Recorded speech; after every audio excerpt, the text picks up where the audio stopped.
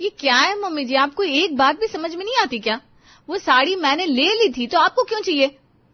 अरे वो किशन के पिताजी ने दी थी।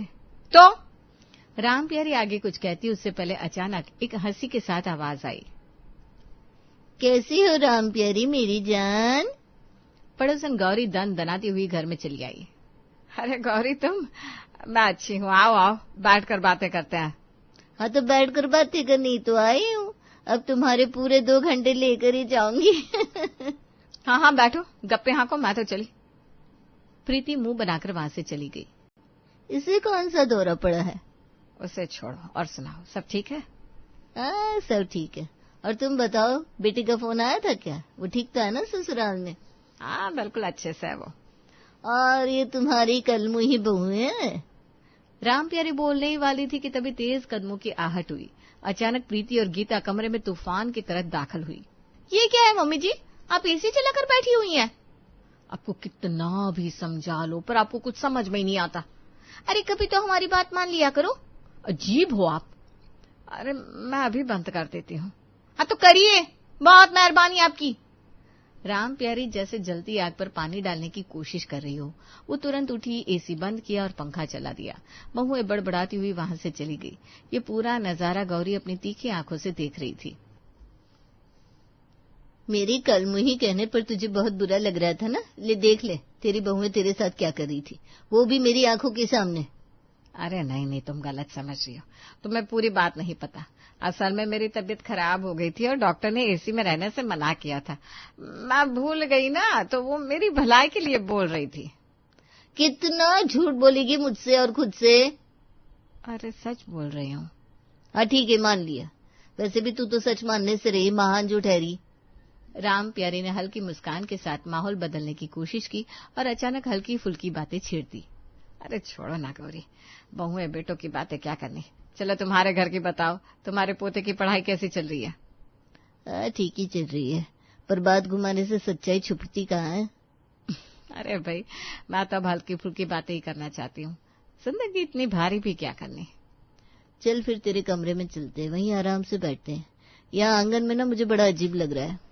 अरे नहीं नहीं, मुझे तो यही अच्छा लगता है। कमरे में तो घुटन सी होती है, बंद जगह में ना मेरा दम घुटता है। कमरे में तो मैं बस रात को सोने जाती हूँ और कुछ नहीं। अजीब औरत हो राम प्यारी, कोई सारा दिन हॉल में बैठा रहता है क्या? हाँ भाई हूँ अजीब बस। गौरी को राम प्यारी की बातें कुछ खटक रही थी। उसे लग रहा था कि राम प्यारी कुछ तो छुपा रही है लेकिन कह नहीं रही है। तभी राम प्यारी ने बात घुमा दी। अच्छा ये सब छोड़ो, तुम चाय पियोगी? मैं बना कर लाती हूँ। अरे अपनी बहू से बोल दे, वही बना देगी, तू क्यों परेशान हो रही है? अरे तू मेरी मेहमान है, मैं चाहती हूँ तू मेरे हाथ की बनी चाय पिए, बस यही मेरी खुशी है। तू बैठ, मैं अब भी आई। राम प्यारी उठकर रसोई में चली गई। उसने बड़े मन से चाय बनाई और ट्रे में कप सजाकर लाई। गौरी चुपचाप उसे देख रही थी, लेकिन उसके मन में संदेह और गहराता जा रहा था।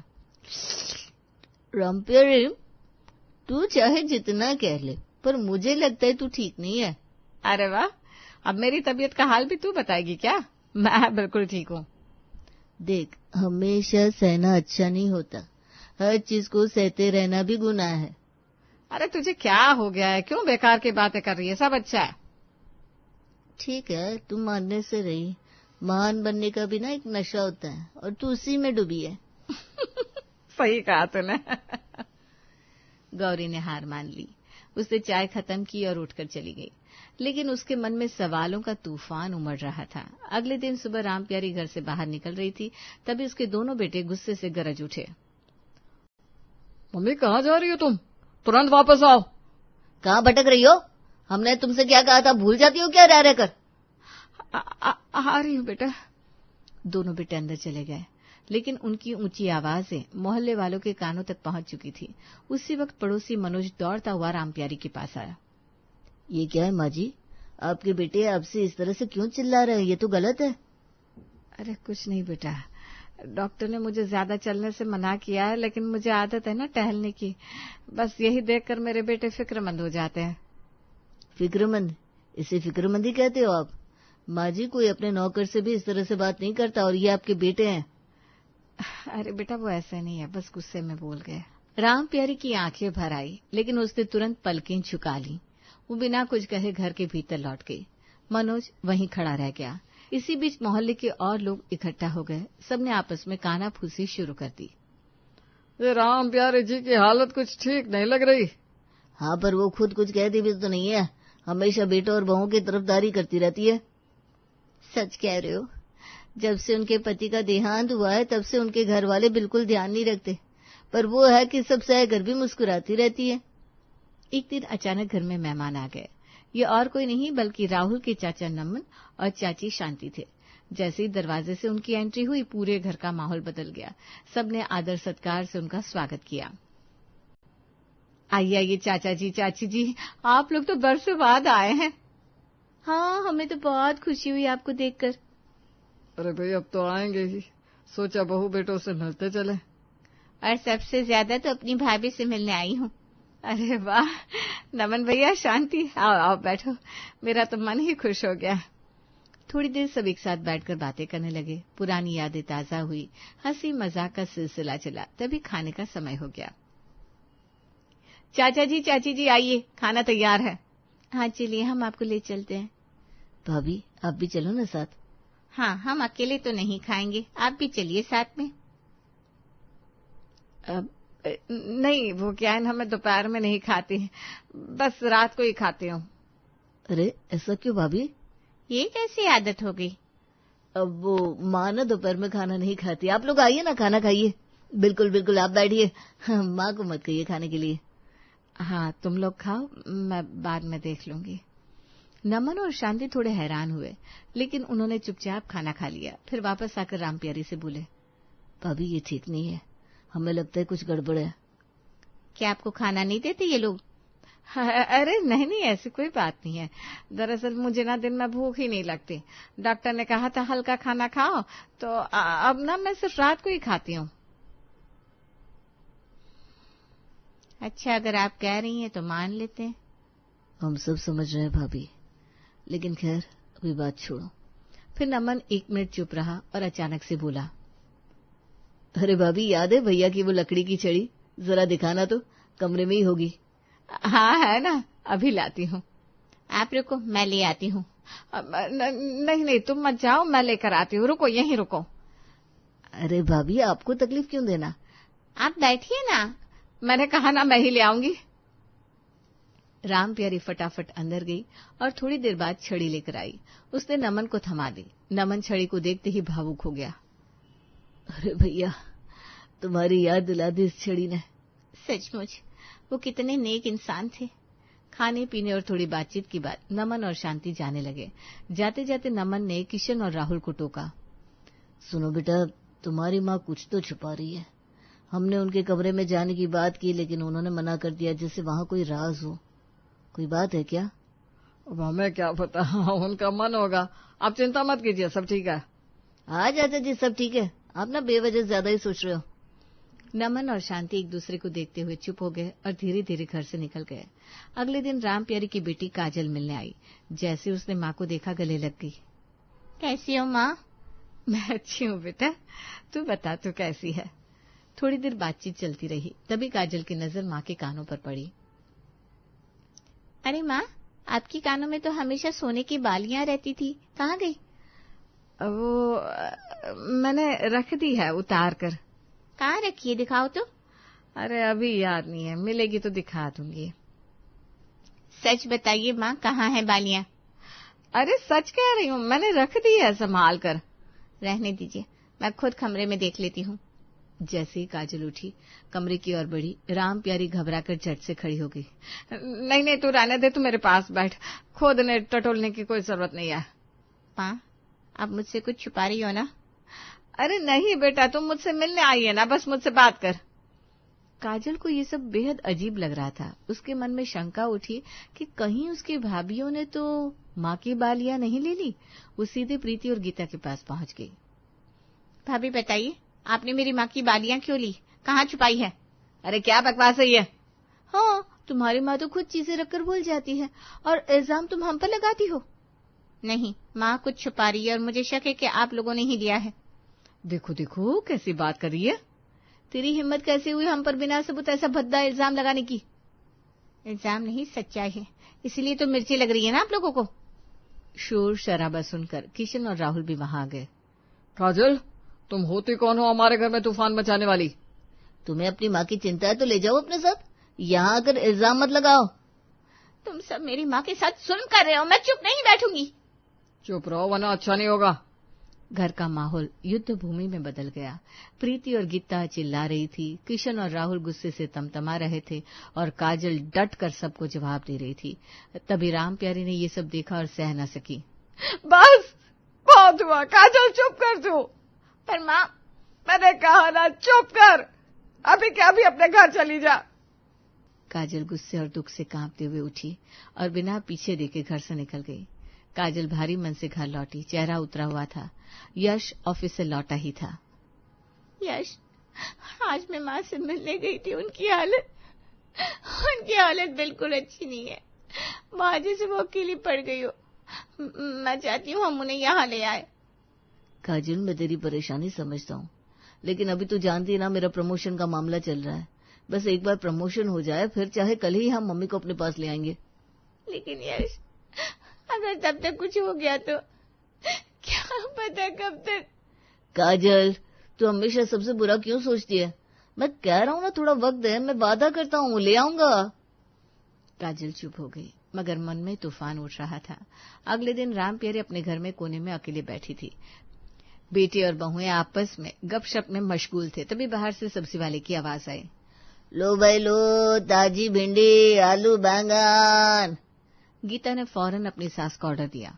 मामी जी, जाइए सब्जी लेकर आइए। राम प्यारी बिना कुछ कहे चुपचाप उठी और पैसे लेकर बाहर निकल पड़ी। वो सब्जी लेने पहुंची तो गली में गौरी ने देख लिया। अरे राम प्यारी, तुम क्यों आई हो सब्जी लेने? तुम्हारी बहुएं और बेटे कहाँ हैं? घर में कोई नहीं है क्या? अरे नहीं, वो तो घर में है। डॉक्टर ने कहा है कि हाथ पांव चलते रहने चाहिए, इसलिए बहुएं मुझसे ऐसे छोटे मोटे काम करवा देती है ताकि मेरा शरीर भी चलता रहे। अरे डॉक्टर नहीं कहा है। इतने में मोहल्ले का मनोज भी पास आ गया। अरे राम प्यारी जी, उस दिन तो तुम कह रही थी डॉक्टर ने ज्यादा चलने फिरने से मना किया है, आज कह रही हो डॉक्टर ने चलने को कहा है। राम प्यारी का चेहरा सफेद पड़ गया, उसकी जबान लड़खड़ा गई। अरे कभी कभी तो चलना भी जरूरी है ना, हमेशा बैठकर थोड़ी ना रह सकते हैं। गौरी और मनोज ने एक दूसरे की तरफ देखा। दोनों को साफ लग रहा था कि राम प्यारी झूठ बोल रही है, लेकिन चुप रहे। राम प्यारी सब्जी लेकर घर लौट गई। अच्छा, अब सब्जी लेकर आई हो तो बना भी लो। हाँ ठीक है। वो रसोई में लग गई। तभी गौरी किसी काम से उनके घर आई। राहुल, तुम्हारी मम्मी कहाँ है? किचन में। अच्छा। गौरी किचन में पहुंची। अरे राम प्यारी, तुम क्यों बना रही हो सब्जी? बहुएं तो बाहर बैठी है। अरे ये भिंडी है ना, मेरे ही हाथ की सबसे अच्छी बनती है, तुम भी खाना। तुम क्यों सह रही हो ये सब?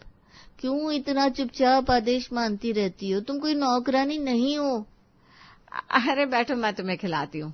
नहीं, मैं खाने नहीं आई।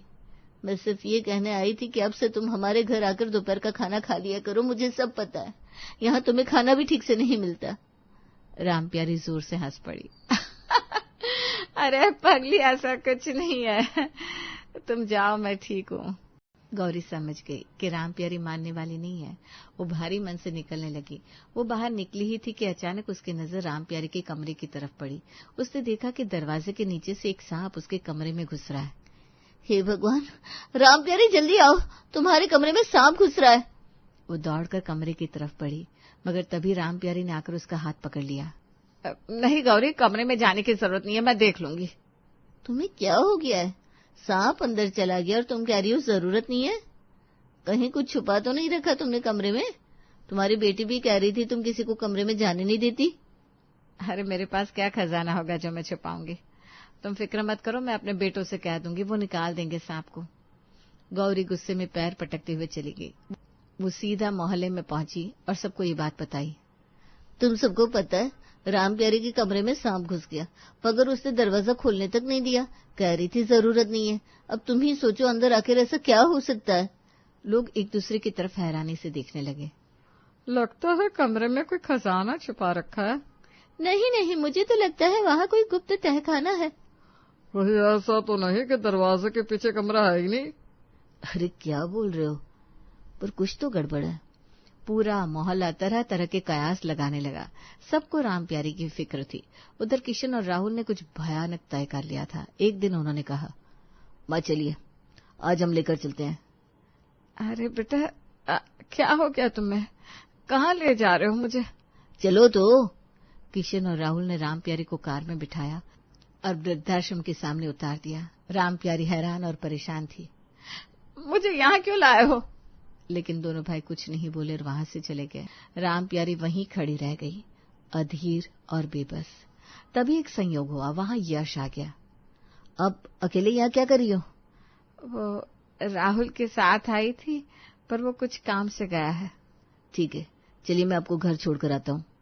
यश ने उसे वापस घर छोड़ा और चला गया। किशन और राहुल उसे आते देखकर सन्न रह गए।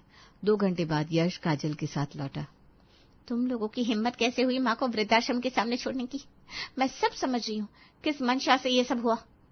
इतना शौक है तो ले जाओ ना अपनी माँ को। आज मैं ले ही जाऊंगी, चलिए माँ। नहीं बेटा। राम प्यारी जाने को राजी नहीं थी, पर काजल ने मन बना लिया था। मैं अभी आपका सामान पैक कर लेती हूँ। काजल कमरे की तरफ बढ़ी तो राम प्यारी ने उसे हड़बड़ाकर रोका, पर आज काजल नहीं मानी। उसने दरवाजा खोला और जो नजारा देखा उसके पैरों तले जमीन खिसक गई। वो किसी घर का कमरा नहीं बल्कि एक जेल का सेल लग रहा था। एक पतली चटाई बिछी थी, कोने में घड़ा और एक छोटा सा बक्सा, बस। न किसी अलमारी का ठस, न किसी सजावट का चिन्ह। काजल का दिल फट गया। माँ, तुमने ये सब कैसे सहा? तुम कितनी महान हो कि इतने जुल्म सहकर भी मुस्कुरा देती हो। राम प्यारी की आंखें नम हुई, पर उसकी आवाज में ठहराव था। ये घर तुम्हारे पिता ने बनाया था, मैंने अपने हाथों से सजाया था, यही उनका अंत हुआ। मैं चाहती हूँ कि मेरी मौत भी यही हो, यही मेरा शांति स्थान होगा। माँ, हम कभी भी तुम्हें यहाँ नहीं रहने देंगे, चलो। मुझे माफ कर दे बेटा, तू इसे मेरी आखिरी इच्छा समझ ले और मुझे मेरे पति की यादों के साथ रहने दे। ये सुनकर काजल और यश के साथ साथ पहली बार राम प्यारी के बेटों का दिल भी पसीज गया। माँ मुझे माफ कर दो, मैं भटक गया था, समझ नहीं पा रहा था कि मैं अपनी माँ के साथ क्या कर रहा हूँ, मुझे माफ कर दो। आज के बाद ऐसा कभी नहीं होगा, मैं तुम्हारा बेटा हूँ, तुम्हारा फर्ज निभाऊंगा। किशन के बाद राहुल और फिर दोनों बहुओं ने भी राम प्यारी से माफी मांगी। ये खबर मोहल्ले वालों तक पहुंची तो वो भी बहुत खुश हुए। अंततः सब ठीक हो गया।